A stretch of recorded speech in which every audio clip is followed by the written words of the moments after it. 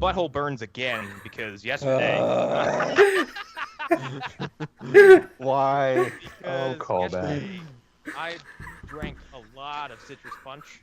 I don't know, half a gallon of it. Why do you do this to me? I don't. I like how it wasn't why you do this to yourself. It was all about you. No, it's all about you because you keep doing this. I'm fine though, and then I capped it off with some spicy Doritos. You do that to yourself, first of all. Whatever. I don't have an answer. Fair enough. Player's gonna play. I guess. Yeah. Ugh. But it's been like 5 days since I've had an energy drink, so there's that. Good on you. Yay! And regular sleep patterns. Woo! Isn't it amazing? Probably more lively than I usually am. When you don't have as much taurine and whatnot running through your system, you can actually, have a regular sleep pattern. It's in cat food, by the way. That's why they eat it so much. Oh, that's God. like the kind of thing they need. Good. Welcome to Phantom Zone. I'm Connor McGraw. I'm not going to repeat the bit from last week because I don't want to keep confusing people. I'm also Connor McGraw. Okay, so I guess we are doing this bit again. And also Connor McGraw here. So Hey, I just want you all to know that we are Connor McGraw. No. Yes. Thing, I felt very vindicated this week because did I post that picture? Or somebody else post that picture? I Someone did. forget. Seemingly the whole group was like, ugh. And then two people were like, oh, I like Iris. No, they're wrong. That's the straight answer right there. They're wrong. Yeah, those people are deluded. The Clearly. same people who think Felicity is bad now. The same people who think Felicity is bad now are the same people who admittedly said they haven't watched in 2 seasons and have no idea of the changes that have been made. Yeah. Yeah, those are the A people precious who cinnamon quit roll. after the wheelchair episode. That's what those are. Okay. That's gonna crack me up till I'm like dead. Like I'm gonna be my deathbed laughing about that. I don't know. I feel the people who are like, I like Iris, completely slept through the idea of like, oh, Barry is incommunicable and he's probably lost forever. Hey, Samuroid, kidnap me. Mm-hmm. This plan is working just solidly. Oh shit, a windmill. Because the power of love will save me. Yeah, that's how that Yeah. works. It reminded Yeah. me, you let this happen right in front of your father, who's like gone through so much stress. I'm surprised he hasn't just fucking keeled over and died. Oh yeah, totally. The fact Everything that Joe that's West hasn't suffered a massive, just coronary is kind of impressive. Mm-hmm. It's all the residual dark matter just keeping his heart Yeah. pumping. That's his superpower. Everybody's a meta. Congratulations. His meta ability is not having a heart attack. Meta ability is an infinite stress level. Hey, we saw this demonstrated when Cecile told him he was pregnant, and his natural reaction was just simply shut down. Oh well, that was his body actually dying, but then the dark matter in his system just brought him back I'm to life. convinced that, I think in the background, I think there's 2 Joe West. There's regular Joe West and there's Joe Bot.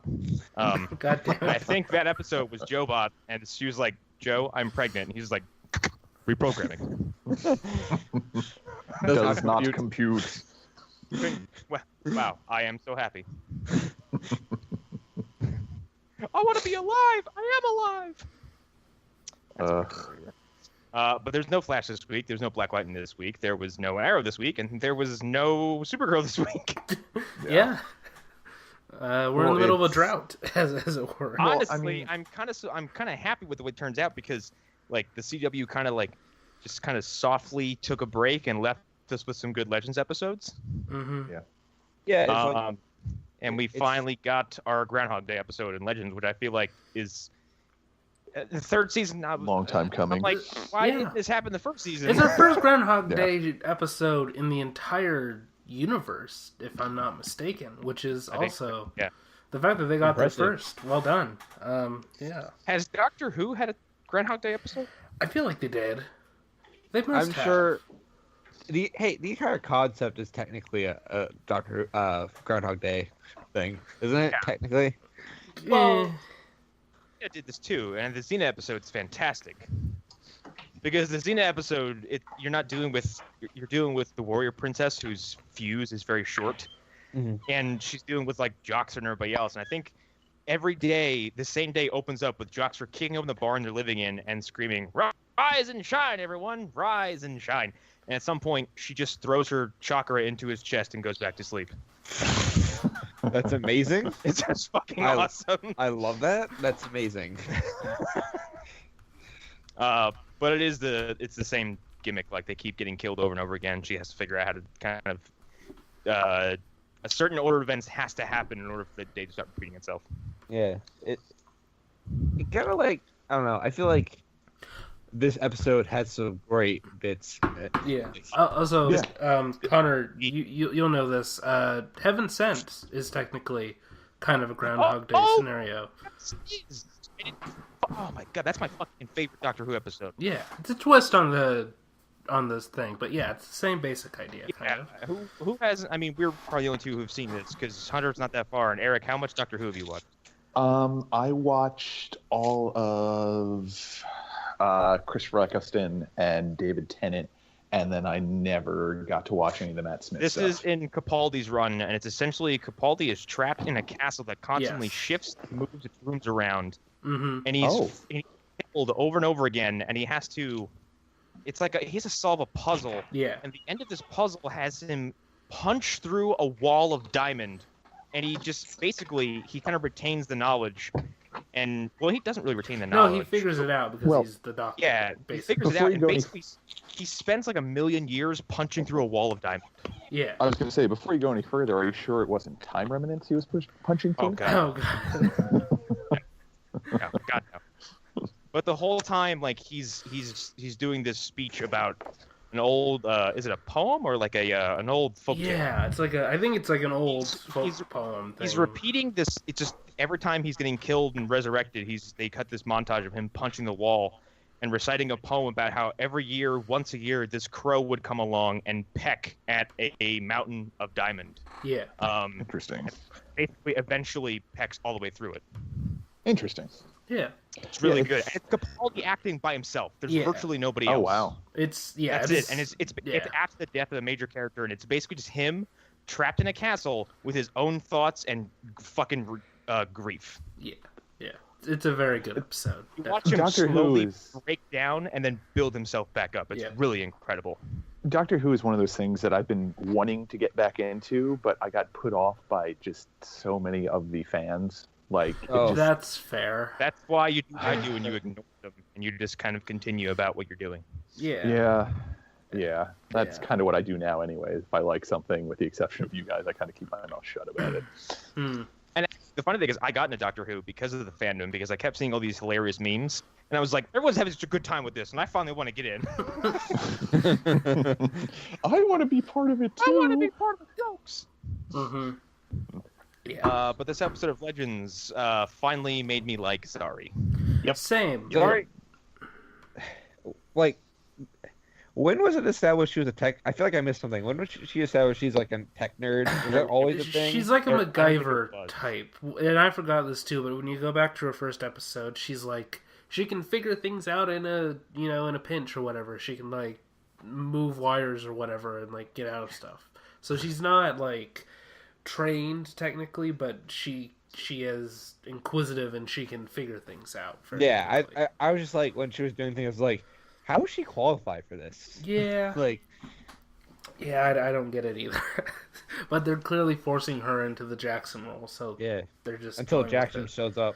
Yeah. Which is, well, it's until Wally shows up, because as you know, Wally likes to build fast cars. Yeah, he likes to go fast, guys. He went to college for like what? Like engineering and physics? Yeah. And fastonomics. Yeah, he plays fast. God damn it. That was good. Hi, I'm Wally. I like going fast. Oh, you'll be a speedster by next season. Okay. I'm Wally. I get it. Stop. I like going fast. He's Ricky Bobby. He's like Ricky Bobby. I want to go fast. You might think we're joking, Eric, but we're not. No, I've heard you guys talk about it enough that I completely believe you. I think like his first appearance, he's like, Look at this prototype for a fast engine I built. I like fast things fast. Yeah, his first full episode. It's a they really lay it on heavy in his Like first Wall-E? full What? on. Yeah. Well, I mean, you go into it and you meet a character named Wally West. You obviously know what's going to happen. Mhm. It's just a given. So Yeah. It's funny the amount of time they spent sledgehammering us over the head with, like, he's going to become a speedster, and then this season happened to, like, fuck Wally. Well, Yeah. because he was a bad actor for his first. Should we? Yeah, Should we? few Could we episodes. talk about him first? How he shows up in this episode? By the way. Because we're talking about him now. Because it's at the very, very end. It doesn't really affect the plot of this episode. No. Wally shows up, and apparently he's been in like the wherever he is. I think it's like some kind of Chinese garden. It looks like. Yeah. Someone on Instagram pointed out the fact he's that at like a monastery. he is in either the same monastery or a monastery close to the one that the Flash brought Big Sur. Yeah, it's Yeah. so it's clearly a Chinese garden in Vancouver that they just used twice. Yeah. Well, no. I think they showed a map of where it said Wally was, Uh-huh. and it showed the regions. Like I think it's the provinces is what it was. Yeah. Make up China, and the one that Barry brought Big Sur to is basically a neighboring province of the one Wally currently resides. Right. Okay. Yeah. Yeah. But in That's reality, it's a garden. it's Yeah, it's the exact same garden that's probably in a park in Vancouver. it's a Vancouver park. We have one in Spokane. As Andrew Littler so hilariously pointed out with all those pictures from fucking all the CW shows, they use the same 6-block radius to film their shows in. Yeah, The sometimes ultimate Littler's irony good of for where Wally something. was it was an Italian restaurant's garden God damn it. in Canada. The Italian Chinese cuisine restaurant. Yes, They fusion just place. serve pizza. When they It's, go to Ireland. It's a slash place. God damn it. Stop it! God damn it. But yeah, no. I don't like that he has a top knot. That threw me off. I don't like Wally anymore as a character. He's got a man bun. He's modern. Like if he Yeah, was they're in laying it on Japan, thick. I would be okay with it. But he's not. He's in China. No, Why would he go to China to do that anyways? I don't understand. I don't know. He wants to because it's the explore. best place to meditate, dog. Yeah. You can't go fast while meditating. Here's why: because the writers wanted to put him so far away from anything in Central City. Yeah. They're As like, if that put him in matters. China. Put him in China. Yeah. He's a Yeah, speedster. so when people tell him what's happening, he can be like, "Wait, what? That happened? I'm sorry, I was in China." There's Yeah, nothing exactly. fast about meditation. Also, he goes, I can't believe I found you. And he goes, that's the whole point of meditation. I was like, what? Oh, Are you you mean sure? when you mean when John Constantine? I mean, Rip Hunter? yes. Interchangeable Britishman in jackets. Uh-huh. As Mick pointed Um, out. Yeah, this episode was fun, and Yeah. we got to. I don't know why there's so much effort being placed on Mick Rory to be this kind of closeted intellectual, but I'm all for it. I love it, yeah. And his little grandma glasses are the fucking best. They keep on revealing layers about him, and it's so great. It's so good. The thing is, the bits of his novel book, whatever he's writing, he represents vulgar auteurism in the best way possible. Because he might be writing a book, but it's still filled with heaving bosoms and well-oiled muscles. And Oh, alien, Right. Yeah. alien Yes. brides. Oh, Yes. it's trash. It's trash. The fact that like Mick Rory, the pyromaniac, is an author. Mm-hmm. Who also what did we learn about him? Well, There's something else. he's obsessed with Dracula, as we learned in previous episodes. Yes, he was reading That's like my reading Bram favorite. Stoker's Dracula. That's such an underrated bit because like it's such a tiny book too. Yeah. Yeah. Here's the I'm thing: it's set up convinced- for this, though. That set this up, and it's so That's brilliant that true. they're calling it back. I am convinced, though, that Mick didn't realize that Dracula was a singular vampire until he read Dracula, that he called all vampires Draculas. Oh, gotta be careful with Dracula. I mean, it makes sense. There is a Blackula, so I can understand That's why he true. would. Oh Yeah. my why god, he there would think that. is. Yeah, yeah. So yeah, but yeah, his book is hilarious. Yeah, like it's a Daniel Steele novel, and that's the kind of book he would write. Yeah. Yes. It's so good, so good. Yeah. Well, just all the little bits, like when they were going into the different rooms and whatnot between Captain Adam, or not Captain Adam, Steel. Nate getting his foot stuck in the bear trap Yes. was pretty funny. That was great. It would suck if I was put my perfect. foot into that. He's like, and Zari's like, oh my god, what is this even doing here? And then the ship explodes. So good. And then I love when she turns full Wile E. Coyote and she stands behind Mick and who was it? Adam. And, while they're doing laundry. Fred. Yeah, well, she was playing a not David Bowie, a Bob Dylan or a Michael Hutchins, if you will, while they were whatever they were saying. She was just dropping the cue cards. What they said. Yeah. No, that was great. I will admit I wasn't a big fan of the whole like, well, have you taken some time for yourself? That whole montage, like that, just Yeah. I don't know. I kind of like her it kind of slowed it down. Nate's armor and fucking around with. I did like some of that, but I still felt like the momentum that the episode had been building kind of slowed down a little bit there. And I understand why. Excuse me. I understand why they did it, but it kind of slowed down the whole proceedings to me because I was really happy with how it was going, and I was really liking Zari's character development in this episode. Yeah. They get it back because once we get to like the pivotal moment where they pushed her impending death to the point where I was like, this is it. They're gonna kill this character, and I was like, holy shit! No, not after this. I actually like her now. Mm-hmm. Yeah, because they hold it until the final second and pull it back at the very last moment. Yeah. And then the goddess Gideon walked up, and I was like, Jesus Christ. Yep. Is this the first time you've ever seen Gideon in human form? Okay. This is her second time. So, another like little nitpick is like, why is Gideon wearing that dress? Like, because Gideon can do whatever she damn well pleases. Also, like, it's because like she does. How do I explain this? Her and Rip have a thing. Right. It's very Doctor and the TARDIS kind of thing. That was kind of my thought from what I know of Doctor Who when that happened. The Doctor fucks the TARDIS, is that what you're saying? No, like he wants to. It's the Smith run where like he gets some. I can't remember what happens, but he crashes on some planet, and like through the whole sci-fi shenanigans, like the TARDIS now has a human form. Yes, because the TARDIS is more or less alive. Yeah, because the planet is Neil like Gaiman this. Written episode. Yeah, the planet is like this entity that wants to use the TARDIS as a vehicle. But the TARDIS is like a living thing, so it has to put the TARDIS into something else before it can take over the. That's kind of fucked ship. up. Yeah, actually, the more fucked up aspects of that episode is because the TARDIS is really unstable. Like the shit that Rory and Amy had to go through on the TARDIS is fucking nightmarish. Yeah, it's next Karen, level. Not Karen, Amy.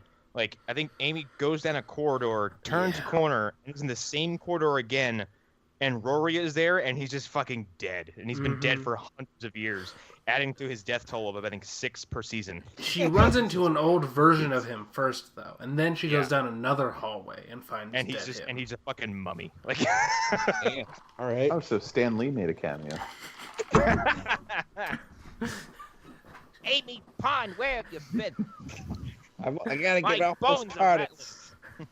The Doctor keeps trying to fuck the TARDIS. But the TARDIS's human form is very attractive. Yes. And, like, the Doctor has... It's his fucking ship. Like, Listen, if he wants to fuck it, he it's really more that the ship wants to fuck him. And then that does make a difference. That's problematic. Yeah, especially seeing as the ship is older than him. That makes it even worse somehow. Yikes. I mean, when you're both in the 1,000-year range, does it matter at that point? True. Yeah, true, good point. True. I mean, one of them's naming it object. Well, not technically a nano. Not really. Also, so this is the other thing. The TARDIS. So this is something that episode makes canon. The TARDIS exists in all moments at once. And which is something that I didn't know. So the TARDIS could have told him things that were going to happen to him. Because that's how the TARDIS works. Interesting. Yeah. So It sounds like time the travel, carrier time travel in from Doctor the Who is Authority. fucking wacky, but yeah.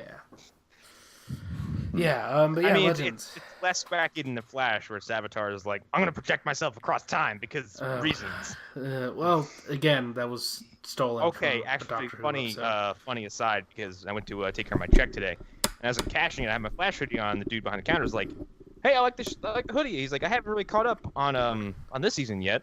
He's like, "I'm looking forward to it." I was like, well, we have a podcast we can talk about it. I was like, we're all just pretty happy.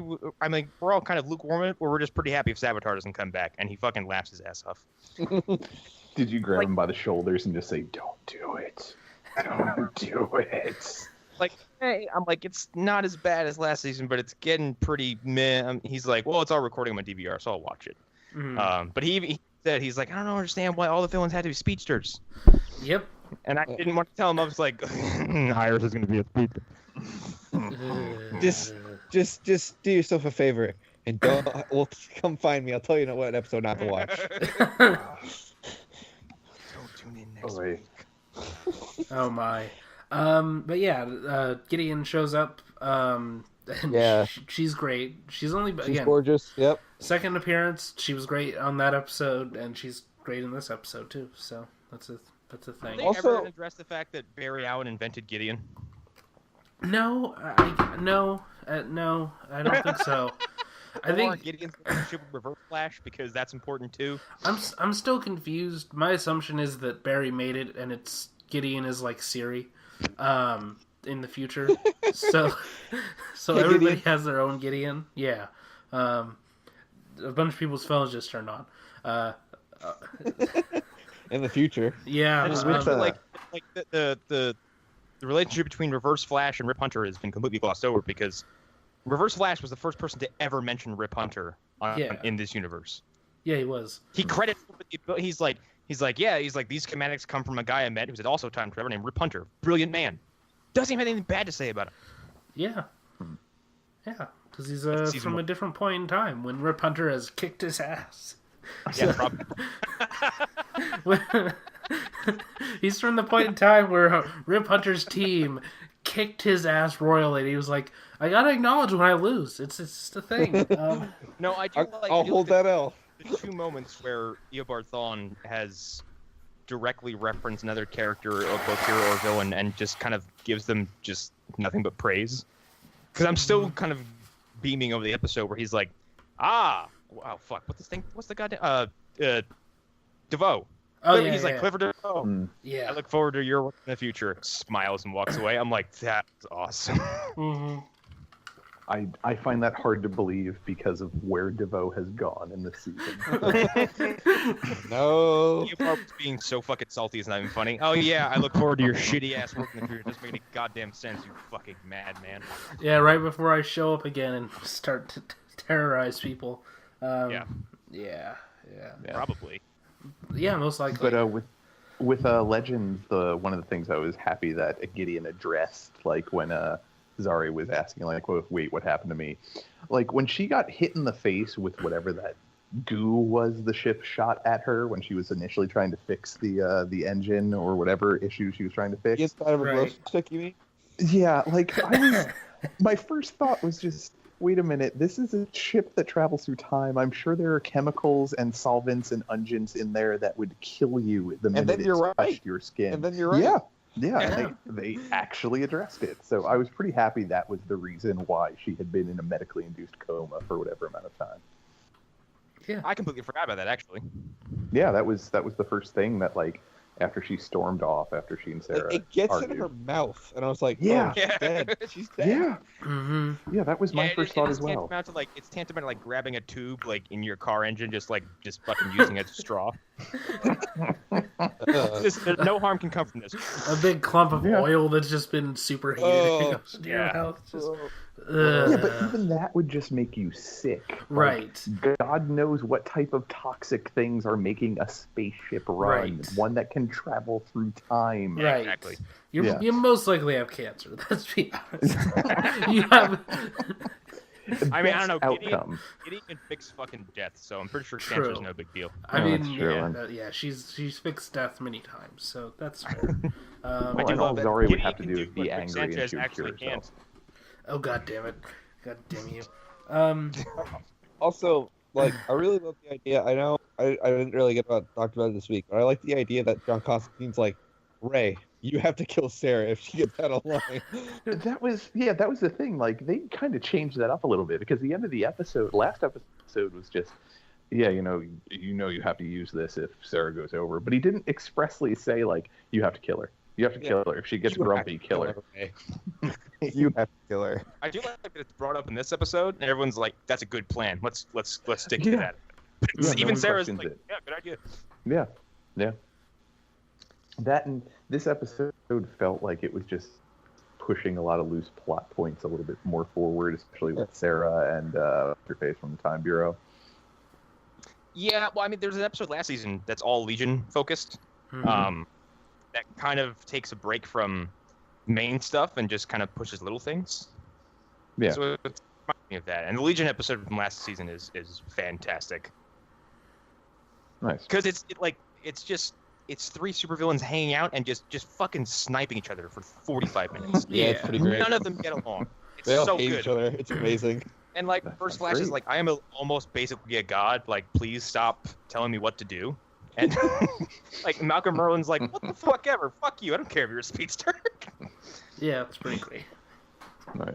Yeah. And then Reverse Flash fucking shits himself because the Black Flash finally appears. So good. And all of a sudden, his boasting arrogance is reduced down to like, it's coming for me. Yeah. It's pretty good. Lester's fucking fantastic, and can't wait for him to come back eventually. I'm sure he'll let us all know on Twitter or something. Because I think I'm he'll get go ahead. back. No, I was just gonna say, do we have anything else we really want to talk about with Legends? I mean, I know we didn't really cover a whole lot of the episode, but it was It's an hour repeated over and over again, Yeah. and it's condensed time. You see a lot of things repeated. It's It's not digest. yeah. Yeah. It's a good episode. Zari really earns her place in this episode. Yeah, I don't know. I guess we can do like mini plugs since we're gonna do this as a mini episode. So Next week, Jesse Quick is actually going to be on Legends of Tomorrow, not Flash. She's going to be showing up on that show with Wally. almost like it seems that they're putting more behind Legends right now than they are the other shows. Oh yeah, With the exception of Arrow. Last season 2. Well, they put more effort into Arrow than Flash last season. Yeah, they did. Yeah, so I guess, I don't really have anything else to say. We kind of covered Legends. Yeah. So I guess again, mini plugs, and then we'll record an After Dark after this. Hi, I'm Connor, Movie Dumpster. We actually today, the episode for Sukiyaki Western Dango came out, and wow, that was a trip. That movie was really hard to follow. Nice. For those who don't know what that is, it's a movie by Japanese, I wouldn't call him a horror director, but Japanese iconic director Takashi Miike made a Western/samurai flick that takes place in Nevada, where everybody speaks English, but they speak English phonetically, and it's all Japanese actors. It's very, very bizarre. What? Yeah. Takashi Miike is actually a good director. I don't understand what you're telling me. You made This a bad is like movie. his only. It's not bad. It's certainly not bad. It's just really weird and kind of. I wouldn't say it's convoluted, but it's hard to follow because, one, English is not a lot of your actors' first or second languages. So a lot of it comes out and you're like, I'm sorry, one more time. And Takashi Miike is a director who's willing to try anything. Yup. Yeah. Good, But bad, like, or otherwise.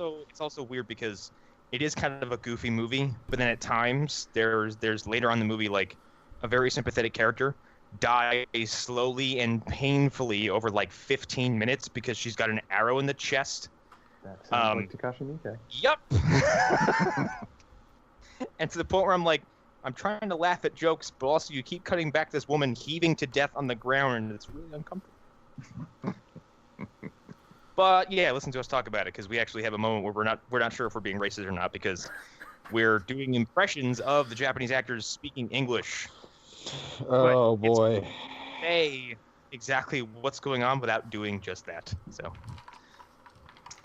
and then we make a great Tekken joke. It's fantastic. It's good times. Can't wait. AA Horror on most of the things. Lost Horror podcast every week. Our top 10 episode came out, so go listen to that. Yeah.